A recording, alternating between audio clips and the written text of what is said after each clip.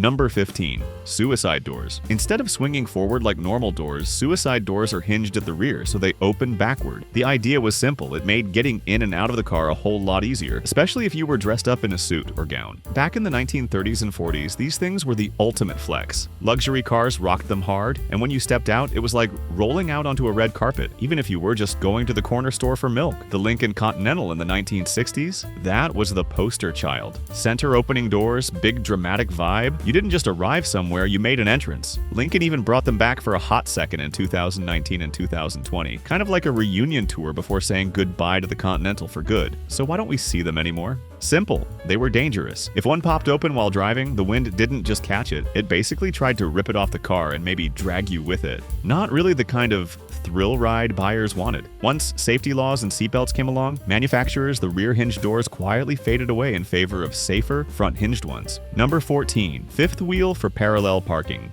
Parallel parking? Nobody likes it, and honestly, half of us still avoid it. Back in the 1930s, an inventor named Brooks Walker decided he was done with the awkward turning and reversing. His solution? Add an extra wheel. Yes, a hidden fifth wheel that dropped down from under the car, lifted the back end slightly, and just shoved the whole car sideways into a space. Walker even patented it in 1938 and showed it off on a Packard. Then, in the 1950s, when cars were basically the size of small boats and parking spots hadn't gotten any bigger, he tried again. He fitted Cadillacs and Packards with his park car system, and people were stunned. Imagine standing on the sidewalk and watching a giant Cadillac just shuffle sideways like a crab. So why don't we have this genius feature today?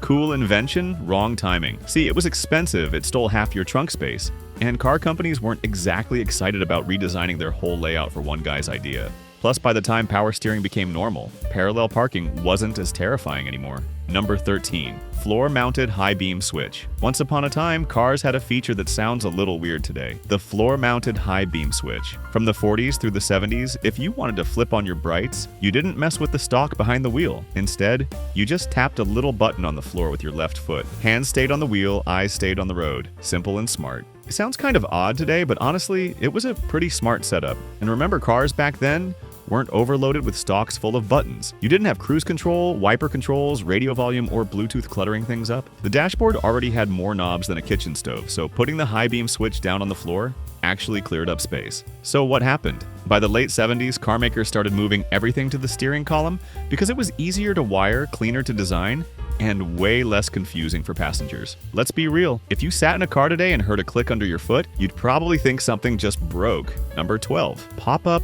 headlights. If cars ever had a party trick, this was it. They were the cool factor from the 60s all the way through the 90s. One moment your car looked sleek, the next moment, two headlights rose out of the hood like the car just winked at you. From Corvettes to RX-7s to Miatas, pop-ups instantly made you look cooler, no questions asked. But the story actually goes back further than people think. The first car with hidden headlights wasn't some futuristic sports car. It was the 1936 Cord 810. And back then, pop-up meant you had to crank them open by hand. Not exactly high-tech, but it set the stage. Jump to 1962 and the Lotus Elan rolled out with the first powered pop-ups. They used a vacuum system which sounded slick on paper, but in reality sometimes they'd fail and your car would be stuck looking half asleep, like one eye open, one eye closed. Not exactly intimidating. From then on, pop-up headlights caught on and became a design trend for decades. Ultimately, safety and cost concerns, along with regulations cracking down on sharp edges, led to their decline. Number 11. Car phone. Before Bluetooth, before smartphones,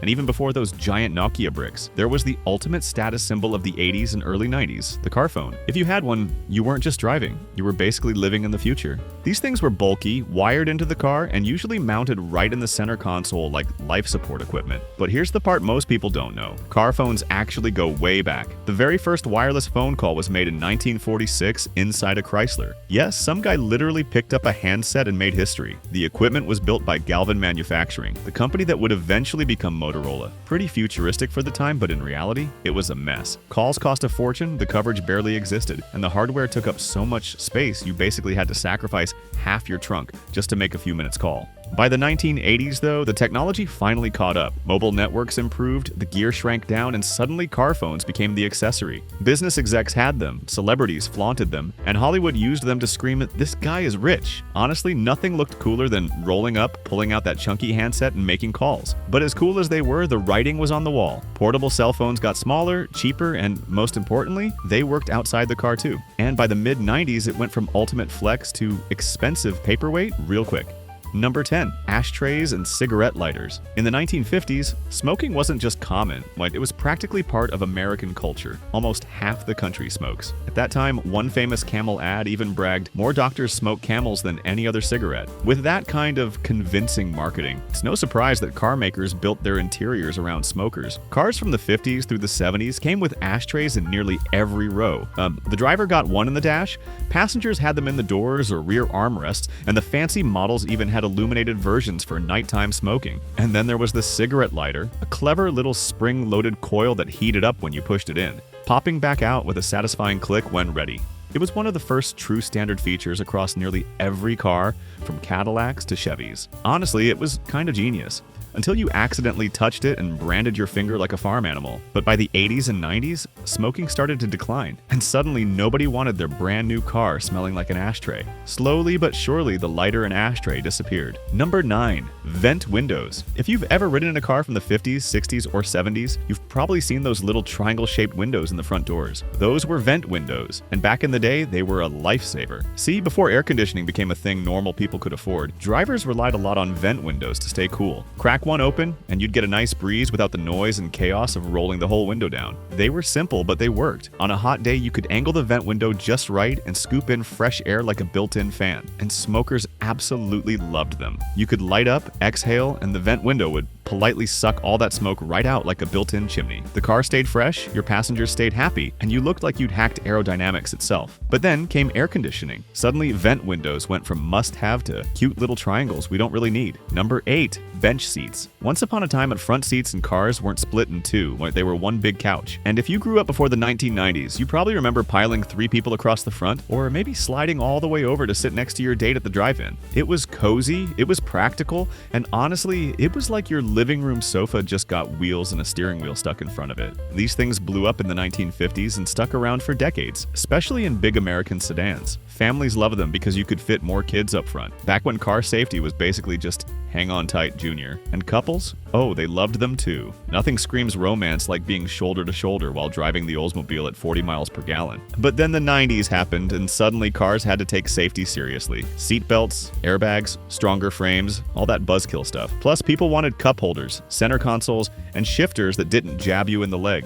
Bucket seats made way more sense, so the poor bench seat got kicked to the curb. Number 7. Record players. Before Spotify, before CDs, and even before cassette tapes, car makers had a wild idea. What if you could play vinyl records in your car? Chrysler was the first to give it a shot in 1956 with the Highway Hi-Fi. It was a compact record player mounted under the dashboard, designed to play 7-inch discs at a slower speed than home turntables so you could squeeze up to an hour of music per side. It was pretty futuristic stuff for the 50s because you could take your favorite music with you wherever you went. But then, reality hit owners hard because cars move. They hit bumps, potholes, railroad tracks, and record players absolutely hate all of that. One rough patch of road and suddenly Sinatra wasn't singing "Fly Me to the Moon." He was stuttering. And to make it worse, you couldn't even use your normal records. Chrysler made their own special discs. So unless you were cool with listening to the same handful of albums on repeat, your jukebox on wheels was more like that one playlist your friend won't stop playing. Other companies like RCA and Philips gave it a try in the 1960s, but the idea never really worked. Cassette tapes soon replaced them because they were smaller, tougher, and way more practical. Number 6. Landau bars. You've probably seen them before, those shiny little chrome bars slapped diagonally on the back pillars of old luxury cars, and you might have thought they might serve some purpose.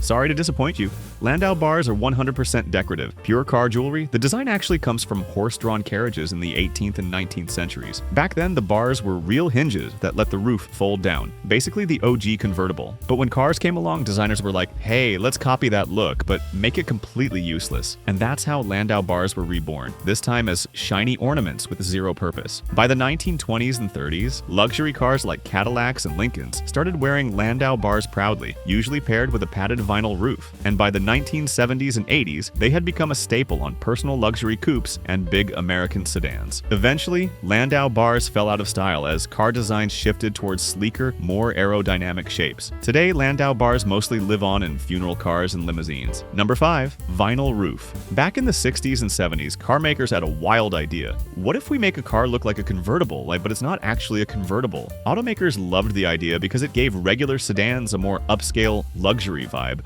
without costing too much. Buyers loved it. It was the automotive equivalent of putting a fake Rolex on your wrist. Nobody had to know it was just plastic. Some cars only had the vinyl on part of the roof. Some went full wrap, but either way it was impressive. But there were downsides. Over time, the vinyl could crack, fade, or peel, especially in harsh weather. Moisture sometimes got trapped underneath, leading to rust problems. By the 80s, people realized a normal painted roof was cleaner, cheaper, and didn't peel like a bad sunburn, and slowly vinyl tops started to disappear. Number 4. Whitewall tires. Back in the day, if your car had Whitewall tires, you weren't just driving, you were styling. These things were like tuxedo shoes for your car. Shiny paint, chrome trim, and those bold white rings around the tires. Instant class. Park next to a guy with plain black tires and suddenly his car looked like it was wearing Crocs while yours had on Italian loafers. The look actually came from practicality at first. Rubber isn't naturally black. It's kind of off-white. Tire makers figured out if they added carbon black, the tires lasted way longer. But people still loved that crisp white edge, so manufacturers kept making them. Tough black tread on the road, fancy white walls on the side, best of both worlds. Durable on the bottom, party on the sides. From the 1940s to the 60s, everybody wanted them. Luxury rides, sports cars, even family sedans looked like they were headed to prom. White walls just worked with all the shiny chrome and tail fins of the era. But then the 70s and 80s rolled in, and white walls suddenly looked like grandpa's fashion choice. People wanted sleek, modern cars with sporty black wall or low-profile tires. White walls went from high society to retirement community almost overnight. Before we reveal the final 3, make sure to leave a like and share your thoughts on the wildest car innovation we've mentioned so far. Number 3. Fender-mounted mirrors. Fender-mounted mirrors were like the long-distance relationship of car parts. Technically functional, but way too far away to be practical. Instead of being right by your door where you could, actually touch them, these mirrors were chilling out on the fenders, basically halfway to the horizon. The logic was simple. If the mirrors were further forward, the driver wouldn't need to turn their head as much to check them. In theory, this meant less distraction and a wider field of view. In reality, adjusting them meant either having incredibly long arms or getting out of the car every time to manually fiddling with them like you would with a TV antenna back in the day. Nevertheless, Japanese cars in particular loved this setup through the 1960s, 70s,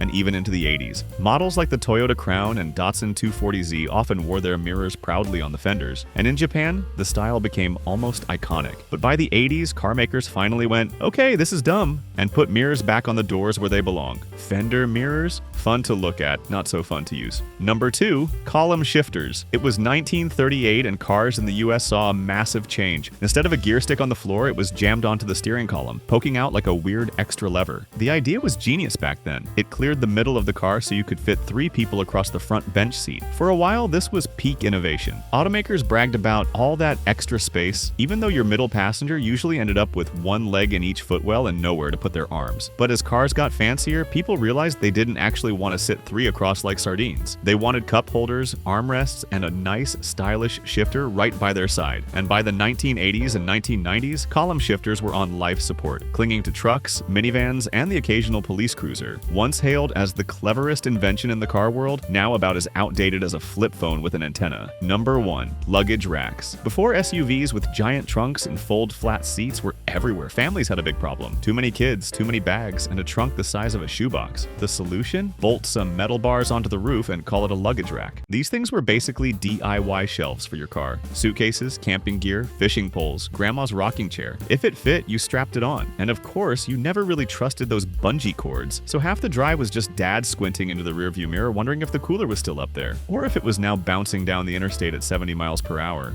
Still, their popularity really took off in the 1950s and 1960s, right as road trips were becoming a big part of American life. Luggage racks were the unsung heroes that made those vacations possible. But as cars got bigger and station wagons and later SUVs became the go-to family rides, luggage racks started disappearing. We hope you enjoyed this video. Here's another one you'll love. As always, thanks for watching.